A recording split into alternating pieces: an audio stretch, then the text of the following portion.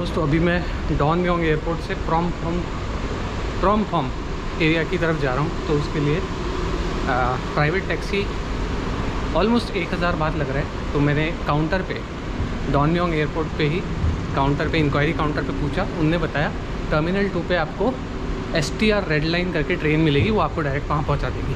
तो आपको public transport के बारे में कोई भी जानकारी चाहिए तो आप डॉन म्योंग एयरपोर्ट के या स्वर्णभूमि एयरपोर्ट के इंक्वायरी काउंटर में पूछ सकते हो। और कुछ ऐसा सा रास्ता है।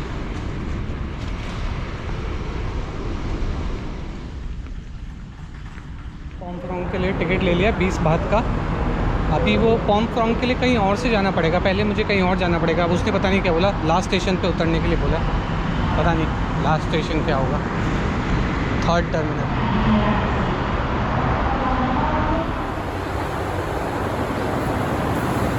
प्लेटफॉर्म नंबर 3 पे आ गया हूँ और सिक्योरिटी से मैंने परमिशन ले ली है रिकॉर्ड करने की।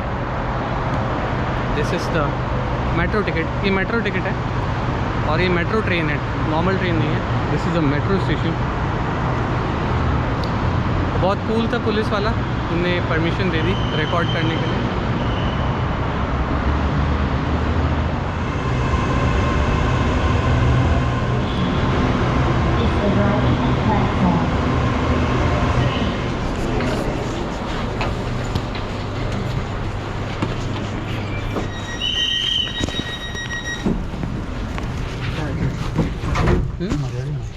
आप मलयाली हैं?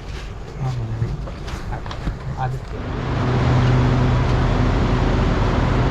So this is the last station यहाँ का। पता नहीं क्या नाम है, नाम ही समझ में नहीं आया। अब यहाँ से मुझे दूसरी मेट्रो पकड़नी पड़ेगी प्रोम्फॉन्ग जाने के लिए। परहाम नहीं। हाँ ओके। ये भाई कहाँ से आप कहाँ से हो इंडिया में? इंडिया में मदुरई नहीं, केरला। भाई केरला से अभी मिले थे। तो ये यहाँ पे वीज़ा अप्लाई करने के लिए आए हैं, बैंकॉक लातविया का। स्ट्रेंज, इंडिया में नहीं होता यार उसका एप्लीकेशन। वाह। तो अभी मैं निकल चुका हूँ रेलवे स्टेशन से बाहर and now I can record in peace. भाई इंक्वायरी काउंटर इतना मस्त है, लोग इतने प्यार से बताते हैं यहाँ से आप जाओगे, यहाँ से यहाँ तक की ट्रेन मिल जाएगी, कोई प्रॉब्लम नहीं है। 10 बार पूछोगे 10 बार बता देंगे, इरिटेट नहीं होते। ये सारी बाइक्स नागालैंड में भी चलती है, मॉन साइड में, जो बर्मा से चलती है ना, बर्मा और नागालैंड बॉर्डर में ये वाली। तो दोस्तों मैं अपनी इमिग्रेशन की बात बता देता हूँ। मेरा इमिग्रेशन स्मूथ रहा। जयपुर से मैं यहाँ पे आया, बैंकॉक डायरेक्ट फ़्लाइट थी एयर एशिया की। जयपुर से मुझे यहाँ आने में 4.5 घंटे लगे। और जब जयपुर में इमिग्रेशन के लिए आया, उन्होंने ज़्यादा सवाल पूछे। यहाँ पे तो बस उन्होंने पूछा इतने लंबे समय तक ठीक है, बस। उनने ये भी नहीं पूछा आप कितनी करेंसी लाए हो, कौन से होटल में रुक रहे हो, बस उन्होंने पूछा बैंकॉक में हो आज, इतना पूछ के स्टैंप लगाया और बोले जाओ। देखो इस तरीके की बातें हैं यहाँ पे। पर एक बात ध्यान रखने वाली है कि आप इंश्योरेंस करा लेना, ट्रैवल इंश्योरेंस अपना, वो बहुत ज़रूरी है। और दूसरी चीज़, आप कोई भी गुड्स करेंसी भी आप बार बार, है ना, देखो इंडियंस के लिए फ़िलहाल अभी, है ना, मैं हूँ जनवरी ख़त्म होने वाला है ऑलमोस्ट। 22 तारीख 23 तारीख तक वीज़ा फ्री एंट्री है 60 दिन से पहले इंडियंस की। बाकी आप अपडेट के लिए थाईलैंड की गवर्नमेंट वेबसाइट पे आप चेक कर सकते हो इमिग्रेशन के लिए कि चाहिए कि नहीं चाहिए। वैसे अभी तक फ़िलहाल नहीं चाहिए, 60 दिन से पहले आपको अलग लाइन में भेज देते हैं।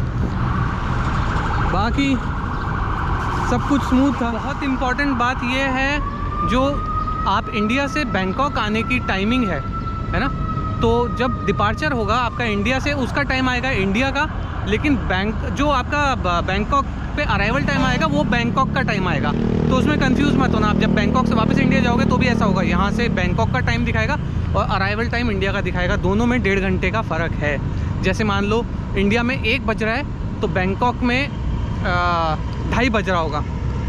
जैसे अपने नॉर्थ ईस्ट में फ़र्क है, लोग नॉर्मली कंप्लेंट करते हैं कि बैंकॉक में 200 बात एक्स्ट्रा ले लिए, 300 बात एक्स्ट्रा ले लिए। ऐसा मेरे साथ तो कुछ भी नहीं हुआ, एक पैसा नहीं लिया और 2 मिनट के अंदर फ्री कर दिया। हालांकि इमिग्रेशन की लाइन बहुत लंबी थी बट स्टिल। और सबसे ज़्यादा अपन ऐसा कहते रहा कि इंडियंस को बाहर हेट मिल रहा है, इंडियंस को ज़्यादातर आज मैंने जो नोटिस किया फ़्लाइट में भी और इमिग्रेशन लाइन में भी ज़्यादा हेट करने वाले इंडियंस ही होते हैं, जो थाईलैंड में आके अपने आप को थाई लोग समझने लग जाते हैं, इंग्लैंड में जाके खुद को इंग्लिश पीपल समझने लग जाते हैं और इंडियंस को बहुत ज़्यादा। वो रामलाल ही है असली बदमाश। हालांकि मुझे ट्रेन मिल जाती फॉर्म फ्रॉम के लिए, दूसरी वाली, एक मेट्रो से एक स्टेशन तक आया, वहाँ से दूसरे स्टेशन तक, मतलब मेरे हॉस्टल तक जाने के लिए एक और ट्रेन पकड़नी पड़ती है। लेकिन मैं ऐसे ही एक्सपेरिमेंट कर रहा हूँ, मैं अब यहाँ से बस से जाऊँगा, लेट्स सी क्या होता है। और वो हॉस्टल भी बड़ा मस्त है, अलग सा यूनिक सा है, इसलिए खाउसान रोड पे नहीं लिया, बिल्कुल दूर है, खाउसान रोड से 12-15 किलोमीटर दूर है। चलो देखते हैं, 2 दिन वहाँ रुकूँगा।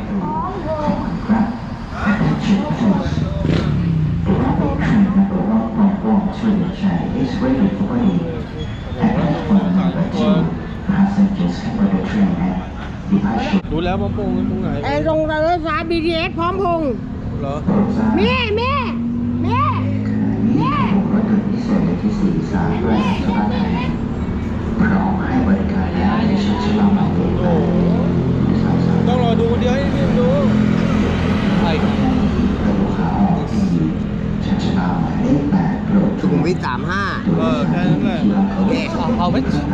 เย็นเลย เสียเลยบาท 300. เย่ๆครับแจมไม่เป็นครับตึกแจมเย่ฟ้า Far.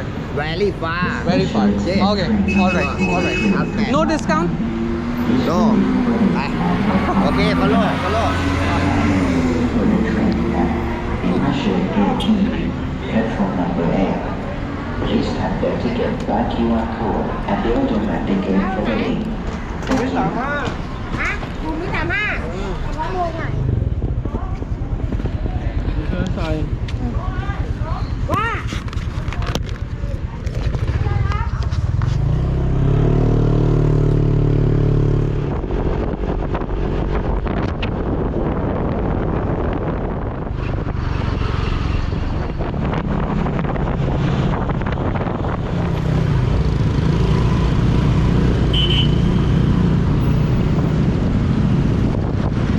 Right? Okay, thank you.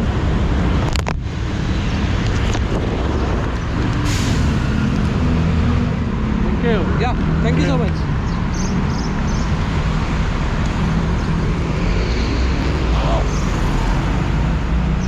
So ride was outstanding. बहुत तेज़ भगाई भाई ने, मतलब कोई सीमा नहीं थी भगाने की।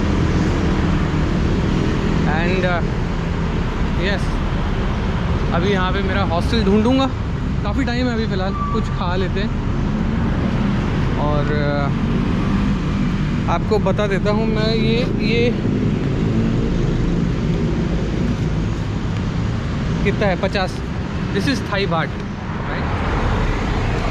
ये देखो, ये है 50 बाट, मतलब 125 रुपये इंडिया के।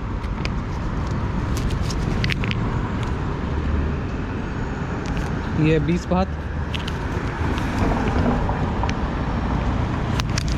थाई बाट, ये यहाँ की करेंसी है। इंडिया के 200 रुपये, यहाँ के 100 रुपये, जस्ट डबल है।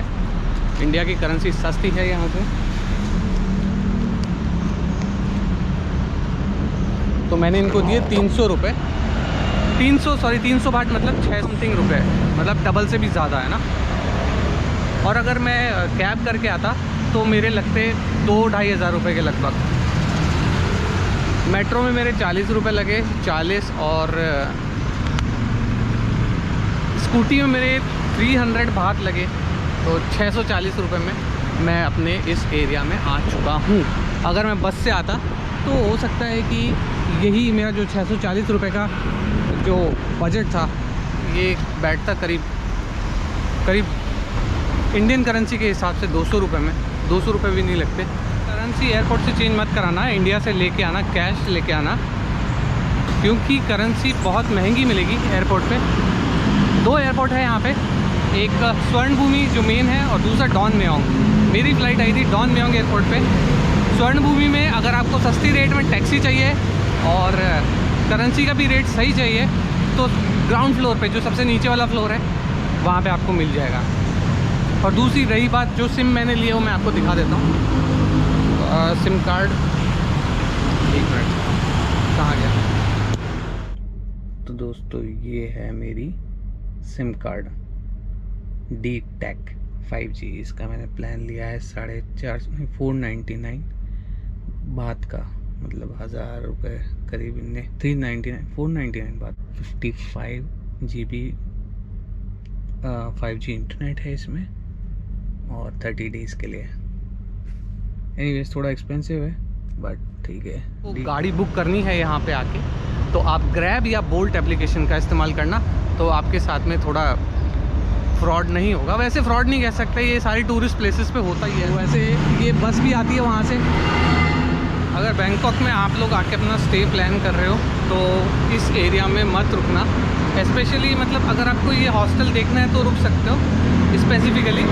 बाकी खाउसान रोड पे आप अपना हॉस्टल लेना या होटल लेना। यहाँ पर एक बात और, सब लोग एक दूसरे को रेस्पेक्ट दे रहे थे गाड़ी चलाते टाइम भी। अगर कोई टेक ओवर भी कर रहा था या कोई रोड क्रॉस कर रहा था तो सर झुका के, जैसे कहते हैं ना बाव डाउन करते ना, वो कर रहे थे। चाहे कोई टैक्सी वाला जा रहा हो, चाहे कोई, बड़े छोटे का कोई फ़र्क नहीं है, सब एक दूसरे को रेस्पेक्ट कर रहे थे। अपन को भी करना चाहिए। तो दोस्तों यहाँ पे जो है गूगल मैप्स काम नहीं करता है, अटक जाता है।